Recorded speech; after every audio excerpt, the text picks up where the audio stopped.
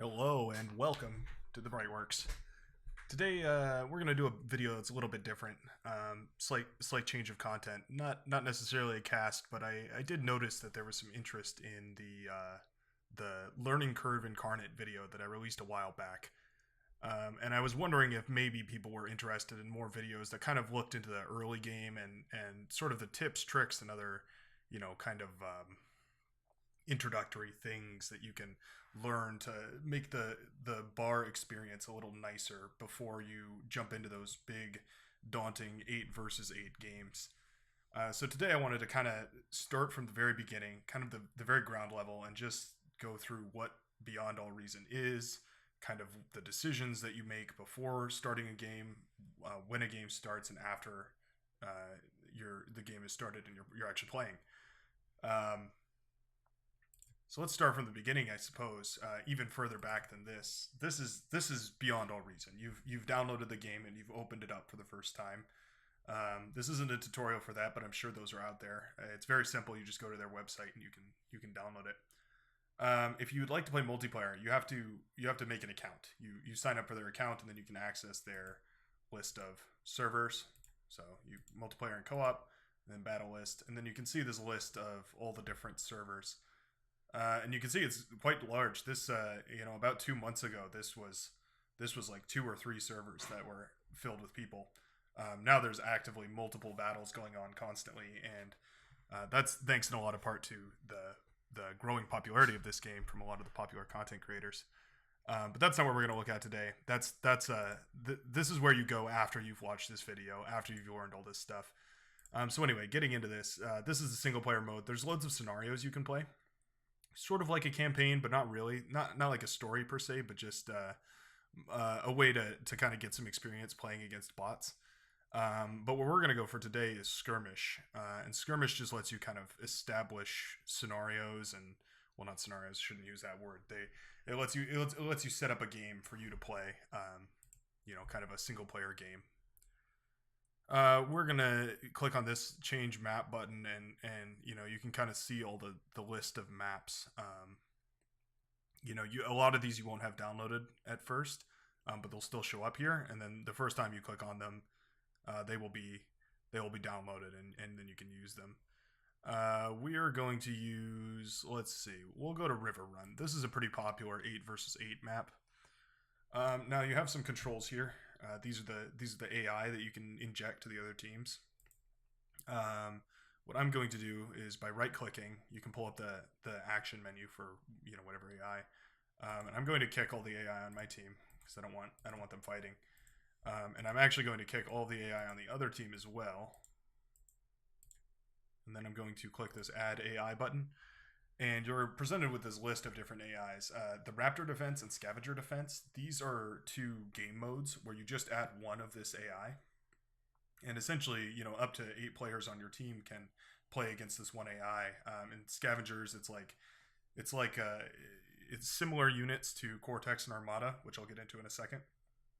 But aside from that, they also have a lot of res bots and reclaim bots that go around and bring units back to life. So it's like a defensive game, essentially. You're trying to just stall out waves. Raptor Defense is similar, except instead of using your units, it's these, I believe they're called chickens, or raptors, but they're alien creatures that attack you, and you have to defend against those. There are the different types of AI, the simple AI, simple defender, and simple constructor. These all kind of do what they say. The simple AI kind of just does whatever, but a lot slower. Simple Defender will basically just build a lot of defensive structures around their base, but won't attack you very much. Simple Constructor, I believe, just only builds... they only, build things, and they do, very, very little attacking. And then Barbarian AI, which is, the tunable AI, so you can make this a lot harder or a lot easier, but this is kind of the hard AI, and then versus Simple AI. And then there's Inactive AI, which is actually what we're going to use. And it's just an AI that stands in the corner and does nothing. Perfect for exactly what I want to show today. There's a whole host of advanced options you can change in here. It's worth taking a look at this menu, and you'll kind of get familiar with it as you go. But for now, the idea is you basically don't need to change any of these commands for the base game, but you can, and they affect a whole host of like 100 different things that you can change about the game. And most 8v8 games, this is kind of just going to be standardized. But if you want to play, your own game or set up your own lobby, you're more than welcome to do that. And you can change those advanced options to make it, suit your needs. So anyway, we're going to start this game, and we're going to get into the. Oh, well, hopefully we're going to get it. There we are. We're hopefully going to get into the idea behind starting your economy and sort of the strategy that goes into looking at a map and eventually, I hope that you come out of this with an understanding of why you want to decide why you want to make different decisions. Not just I don't want to just tell you like you should do this and you should do that, because it's not really how bar works. It's a lot more like you have to kind of look at the situation that you're in and decide what's the best option to go with.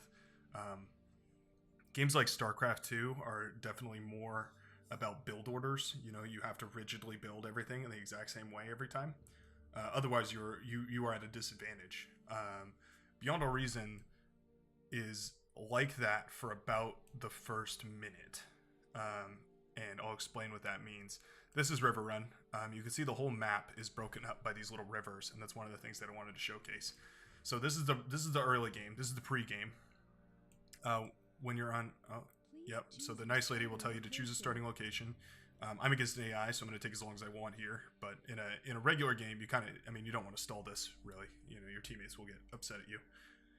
Anywhere in the green box is where you can place your character. So you can see I can move my little TNT around wherever I want. The red box is where the enemy can place their characters, and so any good map will be mirrored so that the spawns are basically exactly the same. And so when you're choosing a spawn location, typically spawn locations will look like this. Let me annotate here on the map. They'll look like this or this here. Sometimes they will look like this, where they have two, but there's a geothermal available. Geothermals are worth a lot of energy. They produce a lot of energy, which you can turn into metal, which is why you get less metal at the start here for these kind of spots. So what you want to do is kind of pick a spot that's has 3 metals on the front. Now, if you're a new player and you're just picking up bar for the first time, it's very tempting to look at these back spots and think, okay, well, I'm new. I don't want to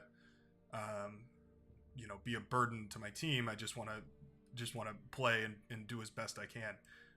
You're actually a lot more likely to perform better, to do better, if you choose a spot towards the front. So on this map, there's not a whole lot of those. You're kind of like restricted in where you can spawn, because it's not super well defined. But you wouldn't want to spawn at like either of these two, or like this one, or this one. Where you'd want to spawn is like here maybe, or up on the mountain here. But what I'm going to show you is probably the best spot for if you're just brand new and you really want to just start running Beyond All Reason. You're going to start right up here in this northern corner. For the other team, you can see, of course, it's going to be mirrored, and you would start right down here in the bottom right-hand corner.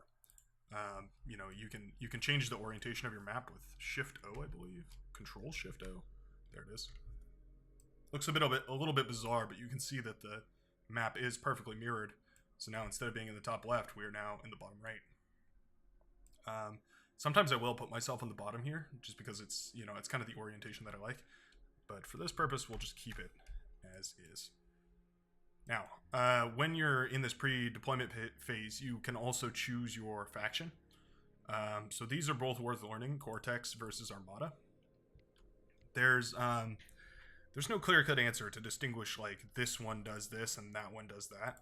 They both have their units that perform different things and fill the same roles, but in different ways.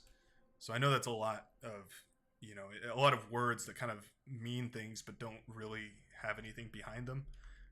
So I'm going to show you what I mean by starting this game here. So you also have choice to build different things from your build menu over here. And you can see that they are broken down into different tabs here. I would definitely recommend the best thing you can do as a new player. The best thing you can do is start using these control hotkeys as soon as possible. If you're using a WASD keyboard, with your 3 middle fingers on WASD, your thumb is already going to pretty naturally rest on either your spacebar or kind of right around your C or V key, somewhere around there. So it's really easy to get used to using your thumb to just hit each of these 4 keys. You can go economy, you can go economy. You have to right click to back out of the menu that you're in. So you can go economy, combat, utility, production. And you can see when you switch into one of these, you're presented with a keybind menu. Now you can actually change this. This is one of the options that you can change up here in settings, in control, and then you can change your keyboard layout, your key bindings. You can change all that. And it's very, very highly customizable. But that being said, when you're in this pre-deployment phase, you're going to want to start by placing down a mechs. That's the first thing you should always do. And you want to make sure that your commander can reach the mechs. So you don't have to put it all the way in the circle, but it has to be pretty much all in the circle. Maybe, I don't know, 75%, something like that, rough ballpark. And then you're going to queue another mechs. Now, on maps where the metal extractors are spread out like this, you can jump straight to your third mechs with not a lot of problem. But also on big maps like this, it's very important to get units out as quickly as possible to really hold your position.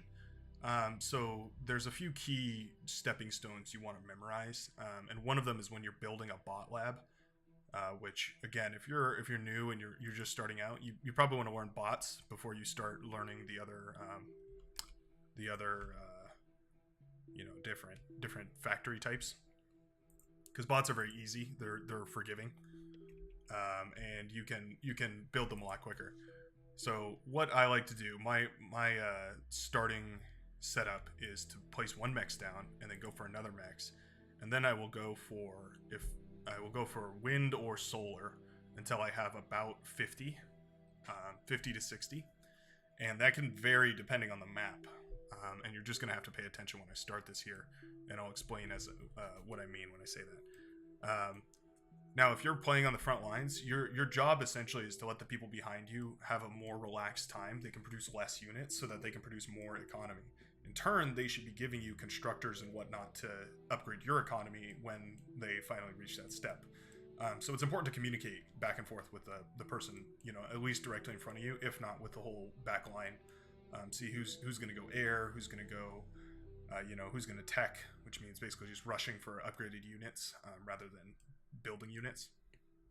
All that sort of stuff. Very important to communicate. So we're going to hit ready. We're going to start this game. And we need to see the wind power. So you can see the wind goes from 1 to 19. Basically anything over 10 is going to be good wind. You can see I didn't even place my commander close enough. So maybe it's not 75. Maybe it's closer to 85 or something. But anyway, the wind is high enough that it's worth building windmills.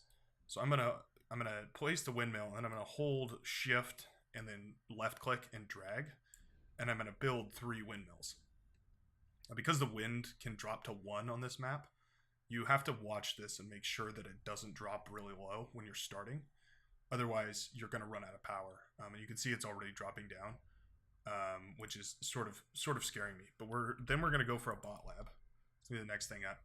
And so you can see when the commander is building the bot lab, it costs 61, and it's always going to cost 61 when you build this first bot lab. So that's why you just want to aim for like the right amount of wind turbines to basically build the bot lab without stalling on energy. After you build the bot lab, what I like to do is go for 2 more windmills. And if you're Armada, you want to take your bot lab and queue up 3 ticks right away. And just send them across the map. Send them towards where you think an enemy might be. Don't send them into the enemy. Just send them where you think the enemy might be. So this is a spawn location right here. Right here. So I know that there's going to be an enemy over there. So what I want to do is send ticks in that direction. In the meantime, you're going to want to build an energy storage if you're going for wind power. If you're building solar power, it'll be a little different. But now you can see the commander is working on that, and you're in time here to look back at your station and see that the ticks are finished building. So you're going to want to build 2 constructors. And you can now use your commander to help with these constructors. And because you built this energy storage, you'll have enough energy to finish this first constructor. And once that's done, send your commander to go claim some metal, because your first constructor that's out now can help build the second one. And in this way, you're kind of like, you're in this cycle where you like have the constructor, and it can finish this constructor by right clicking on it, and then you can send it forward. So I'm going to send it over here. It's going to build a turret. I'm going to send it up here. It's going to build another turret, and that way each of these metal extractors is protected. And then what you want to do on a big open map like this, a lot of pawns, because these are the fast infantry bots. For Cortex, this is going to be grunts, which is their one, and it costs a little bit more, almost double, at least in metal. But they outrange the pawns by quite a bit. So it's sort of a trade-off, but you can see they fill the same role. So you're going to want a lot of pawns, because if your enemy is using grunts, you're going to need more pawns to push into there. Oh yeah, and so I've forgotten, on this map, so this is another good point. You want to study the terrain, and you kind of have to memorize per map how the terrain works. On this map, the water is too deep for ticks to cross. So these actually cannot get across to the area where I sent them. So I'm just going to reroute them like along the shore somewhere, and they'll basically serve as my early warning system. Now my commander is done with building that. So typically your ally would have built back here, so you can't go claim those mexes. So I'm going to ignore those. I'm going to send my commander forwards. And we now have a few pawns up at the front line, and they're doing well. But we need to start building more build power. So about after 5 pawns or so, you're going to want to start working on a construction turret. This will be done after a minute or so. If your commander, gosh, what am I trying to say? If your commander is in an opportune location, like if he happens to come back by your base, you can use him to help build this turret, and it'll speed things up a little bit. But otherwise, just let it finish itself, and then that's another 200 build power, which you can see by hovering over it, of course. Same for the construction bots and all the others. But yeah, we're gonna send the commander forward. We're gonna have him come claim this, and you know, like kind of right in the middle of the map is where you expect to see the enemy. So I would start posting defensive turrets to stop light units, because you know they're going to be using light units because it's such a big, open, empty map. But after this turret gets finished, what you're going to want to do is start thinking about, like, how am I going to build up enough metal to start teching, right? And so there's a few options you have. One of them is just use your regular economy that you have right now and build these stealthy res, repair, and reclaim bots. And build a few of them and send them to the front line. And that way when your units go down, as long as you control the area where the metal is, you can reclaim it and recycle it back into your war machine. Now the other thing is we have this geothermal plant right here that we kind of want to take advantage of. So I'm going to start another constructor and just send it up there to go claim that. And it won't be finished for a while, but that's alright, because that also means that we're not pumping a ton of resources into it with just one constructor working on it. That's sort of the catch of this game, is the resource balance. So now you can see that I've run out of power, but luckily a lot of the maps have trees and terrain that you can use, because they contain a lot of energy. You see, I hit E on the keyboard is the hotkey for this. It's your recycle mode. It's also how you salvage units. But if you hover over these trees, you can see there's no metal in there, but there's 9,900 energy that you can go harvest. And so I'm going to send this res bot. In fact, I'll send both of them right now because I don't have any units down. Normally there would be skirmishing, right? Like you'd be fighting somebody on this front line. But I don't have any units down right now, so let's say it's an ideal situation where I haven't lost anything. I can just use these guys to harvest the trees here. And that's going to give me enough energy to start building all this stuff. Now it's good practice to basically just have one constructor that's like your base tender. You can have multiple, but you know, one will serve you well, at least in the early game. And you want them constantly building some sort of economy. So in this case, I'm going to have them build a bunch of windmills because the wind power is doing well so far. But I also, you also have to balance it because you don't want to like just be working on economy. You also have to build power, and you also have to push your front line, right? So let's say I'm like winning this battle, winning the front line. You know, kind of want to secure this. These turret lines are very important. They stop the run bys. Um, Say this guy can get up here. All the while, what I'm basically watching is my metal income on the top left here, and seeing how high I can get it. Because if I can get this up to like 50, then it's well worth it to start going for T2. Like I'm actually late if it's already up at 50. But you know, at 15, I'm not really producing enough metal. But you can see that I have a little bit in storage. Like I have 800 in storage because I haven't been producing units, which really I should. A good comp for Armada specifically is 2 Rocketeers and 5 pawns. And you just click the repeat button, and it'll give you that ratio of Rocketeers to pawns. And you'll always have those, as long as you send them to your front line, you always have those at your disposal. And that can be tremendously useful because they are an extremely good unit.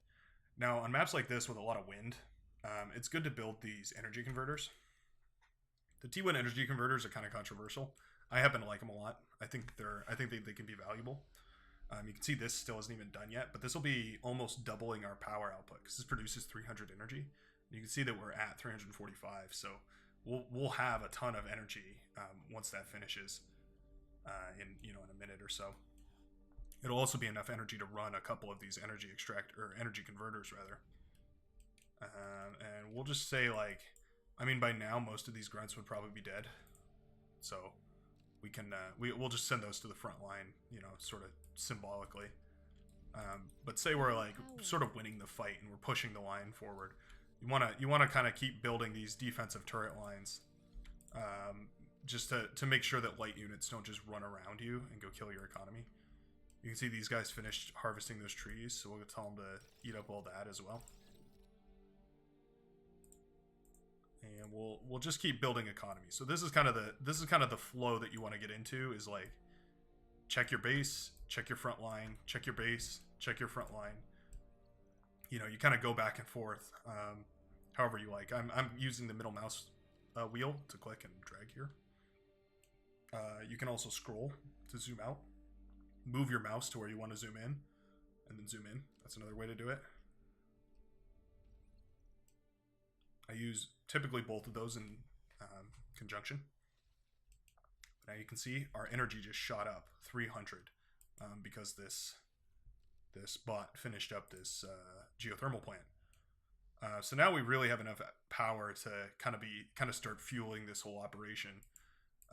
Roughly speaking, you're ready to go T2 energy wise when you have 500 power. Especially if you have a energy storage or an energy bank, you're basically ready to go T2. So now I'm going to use this constructor, my little base tender, to go make T2. And this guy that built this geothermal plant, I'm just going to tell him to come build solar or windmills just to his heart's content. That way there's always some sort of energy growing while I'm doing this.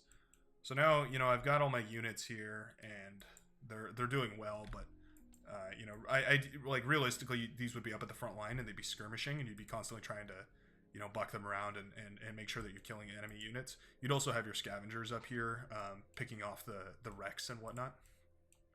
But let's say you're doing really well and that's all going good. You're going to want to eat your T1 factory, because once you have an army of this size, like you have enough metal invested in army, you can stall the enemy long enough to get your T2 factory up and running, which is really what you're doing here. And so this is going to take a while. So in the meantime, I know that this is going to take a while. Sometimes these numbers are incorrect, but you can see the progress of the percentage bars, and I'm like, okay, that's going to take like a minute maybe. So I don't need to look at that. That's I don't need to keep my eyes on that. What I need to keep my eyes on is the front. And so I'm constantly checking my front line, making sure that this all looks good, shuffling my units around, basically keeping them in position, keeping them spread out so that AoE damage doesn't affect them, and moving them around where I need them concentrated more and more. Setting them into formations like this can help if you're under artillery fire and you're basically just stalling for time. You just spread them out like crazy. Just drag a big zigzag like that, and they'll spread out, and then the AoE won't be able to get all of them.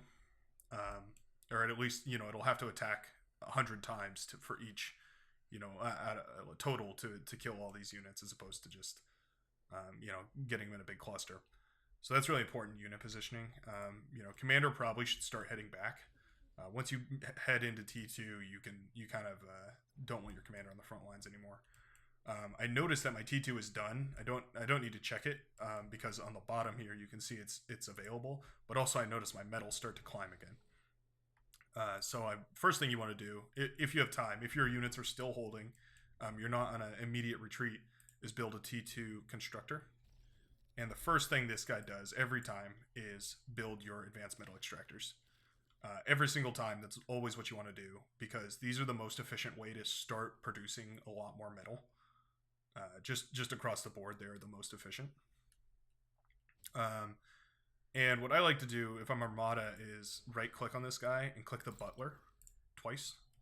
And then I'll build 2 of these Butler bots, which are basically just build power that you can move around and send to whoever you want.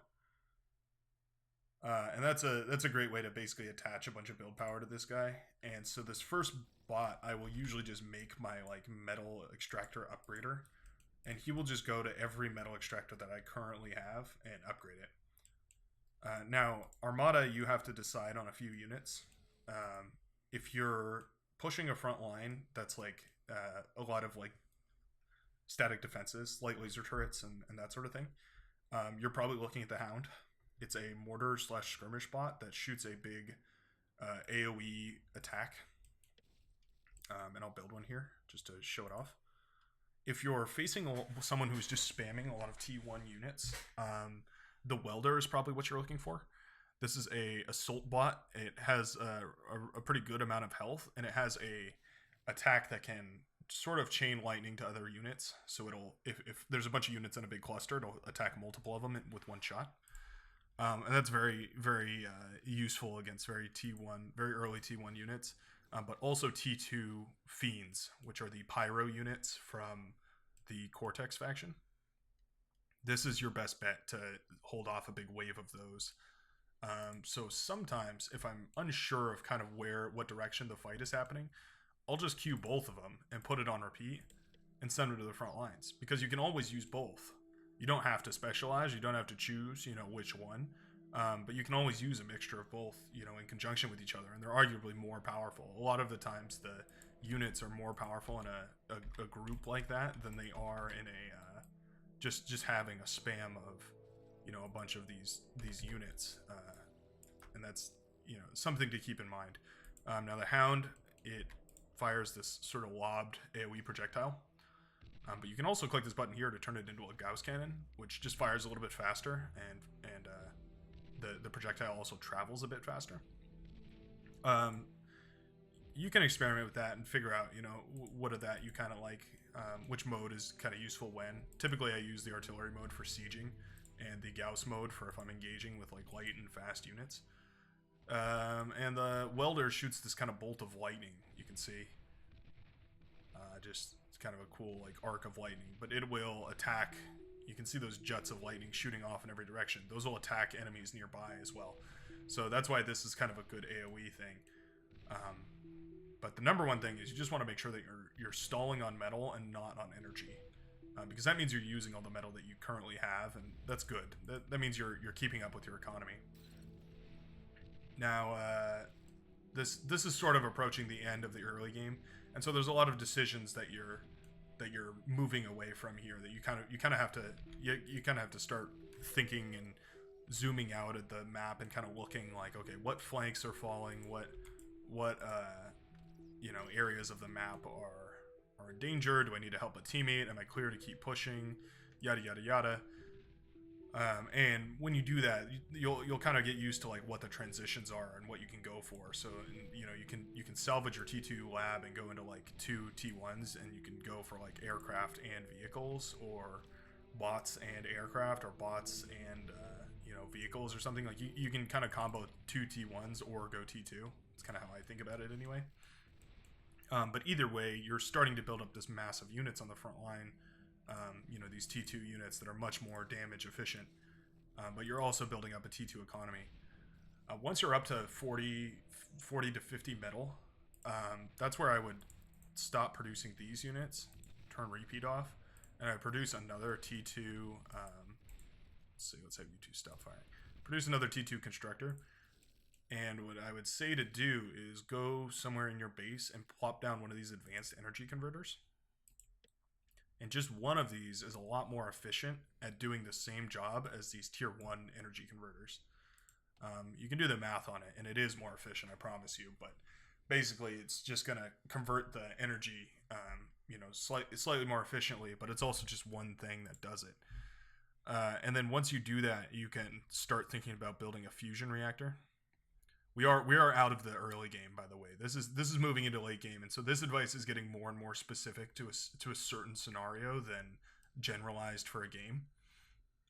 But this is now how you build an economy, and exactly where what like milestones you're looking for in order to build your economy up. So now you have this advanced energy converter, and it's working away, churning out 10 metal a second at the cost of 600 energy. And you can see that we can actually keep up with that. Like, we're actually doing just fine. The commander, now that he's kind of obsolete, you don't really want him at the front. I like to tell him to go build a bunch of windmills too, because he can throw those up pretty quick, and it's just another way to produce a little bit more energy. So the first thing that I like to build, once I built one of these energy converters, is a single fusion reactor, the regular one. Both factions have access to these fusion reactors, and they both produce 1,000 energy. But you want to make sure that you have the economy to support putting one of these up before you do. And so the sort of late game build order, I guess you could call it, is to put down a fusion reactor, put down another energy converter, and then put down another fusion reactor, and then another 2 more energy converters, and then go for an advanced fusion reactor. And so that's kind of the stepping stone. That's kind of one of the stepping stones, or stepping pathways, I guess you could call it, that lets you move into a tier 2 economy based on energy instead of just metal extractors. You can see these metal extractors are pulling 6.4 from each metal node, whereas the regular ones are pulling 1.6. So vastly more economically efficient. Our advanced fusion reactor goes up, and our economy nearly doubles, just like that. And so you see, this is the reason why we put down the converter first, so that we can use it to help pay for the advanced fusion reactor. And you can see we're actually almost leaking a little bit of energy here as we start producing this second one, and that'll make sure that we're not leaking energy while we build our second fusion reactor. Now from here, I will usually just queue up like 2 more of these and then an advanced fusion reactor. I'm not going to do that though, because I want to show you some other stuff using this setup while I have all this, economy built up, basically. So we are going to build this and then tear this down. And this guy is going to build a air plant, because I want to show a little bit of air gameplay. If you're a new player, this is probably the next thing I would recommend learning, is how to play air. And so, never mind what I'm doing now. This is all off script. All the buildings I'm making here, I'm just making sure I have enough build power to show you what I want to show you. And basically, it's the best way to do an early bombing run. So you don't need to go bombers this late in the game. You can get bombers way sooner, like 8 minutes. You can have this setup that I'm going to show you. But what I like to do is basically queue a rally point and then a patrol point pretty close by, and then 3 of these blinks, and then 10 Stormbringers. And what that'll get you is a sufficient enough scouting force to figure out where the enemy's economy is, and then bomb the hell out of it with your bombers. And you can see these bombers are pretty expensive. When you look at the economy spending, they're maybe around 54 economy per. So they're definitely a costly investment. So you need to do some damage with them, is basically what I'm saying. Now, make sure that you do wait for all 10 of them. Don't go with 8 or 9. Make sure you get all 10. It's important because 2 of them is enough to kill a construction turret or a wind farm. So you don't want an odd number of them. You want to kind of group them into two. But usually what I'll do is I'll highlight one of my blinks, and then I hit Control and Z. That selects all units of that type. I want to make sure I click this land setting off so they'll stay flying, and then kind of evenly space them out across the map. I wait for that, and I will usually pull my bombers. I will do the same thing. Select Control Z and then turn off the fly command, and I'll usually pull them a little bit, you know, towards the middle of the map, basically. So now I have these scouts that are, you know, looking around the map, and you know, presumably your front line is going to be held by these people. You wouldn't be holding this at T2 though. You wouldn't be holding this 22 minutes into the game. This would be you know, 14 minutes into the game when your bombing run is ready. And then you're going to send your scouts across. So I'm going to just send them for the back line. When you're playing with your team, they'll have scouted the anti-air turrets around. So make sure that you're not sending your scouts into the anti-air turrets. Of course, you want to make sure that they're you know, going somewhere more productive. And so now we're gonna take a look around. You know, you'll be finding windmills or turrets or whatever. Let's say I find this enemy commander over here. He'll be our stand-in example. You want to rally your bombers, and you want to spread them out. So you want to drag like an arbitrary point and just make sure that they're not flying right next to each other. The reason for that is that if there's T2 defenses that are set up, they're gonna do a lot of area damage to your bombers. That can be mitigated if you spread them out like this. And so what I would do is I would spread them out in kind of an arc like this, and then Q and attack. So we're gonna go bomb this guy. And so you can see they kind of come in at like different angles and different areas, and they only sort of group up for this final bombing run. But then they'll come in here and they'll drop their bombs, you know, do whatever damage they can, and then they'll just swarm around until they are either destroyed or the target gets destroyed. But what you really want to do is select like two of them like this and go tell them to go bomb this area of, say it's windmills over there or whatever else. You want to make sure that you target economy before anything else. So I think that's everything I wanted to show you. That's kind of a glimpse at the early game, moving into the late game, and then another look at how to do early game bombing with early game units. I hope this helps, and if there's any questions you have, feel free to leave a comment. As well as if there's some other videos that you'd like me to put out. I was thinking about a naval series, doing tips and tricks on that, but some of my casts go into naval really heavily, so let me know, and I'll try and get back to you. I do read all the comments, but for now, take it easy, and I hope this helped.